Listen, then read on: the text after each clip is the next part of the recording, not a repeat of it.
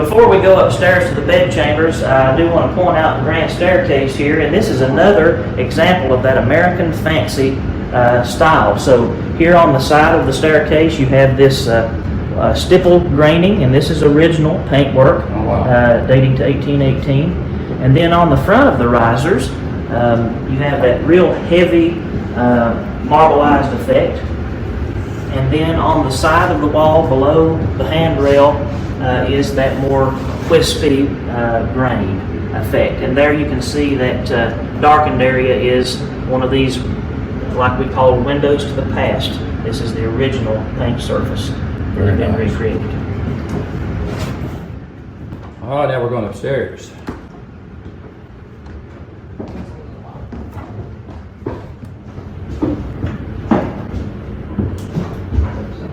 That's the kitchen out there. Yes, sir.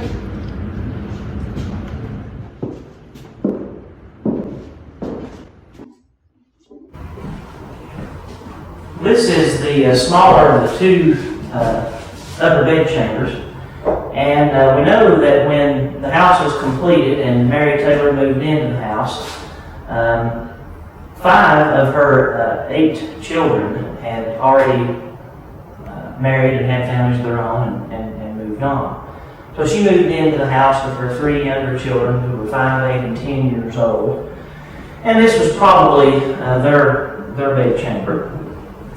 And like the dining room downstairs, this has a smaller room attached to it. Now this wall had not been removed and it remained present throughout the restoration of the house. So this kind of gave us an indication of how to build that other wall downstairs. And this, through our being here throughout the day, we kind of realized this is the brightest room in the house, this little room here. So it probably would have served as like a sewing room. Or maybe perhaps even a nursery. So a very quiet little secluded room there. These 2 rooms contain my favorite version of the wallpaper in the house. And this wallpaper is produced and hung up on the walls the exact same way that it would have been done in 1818 when this house was constructed. I worked with a company from Pennsylvania to recreate the paper, and it is done the same way that it was done 200 years ago. They had no way of making a continuous roll of paper, so it's got 18-inch squares of paper that are glued end to end, and then they're passed through a roller to apply the color to the paper, one color at a time. And then it is applied to the walls over the top of several layers of cloth and hot paper. And so it's quite an extensive process, and but a very beautiful outcome. This is the same door treatment.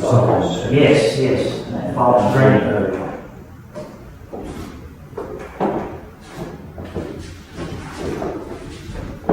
The mantle is original in this room, but it has been repainted to show what it would look like in 1818. And again, this is a stipple graining effect. Now these little patches that we're seeing in various places you've pointed out, this is where investigation is being made into the original paint? Yes.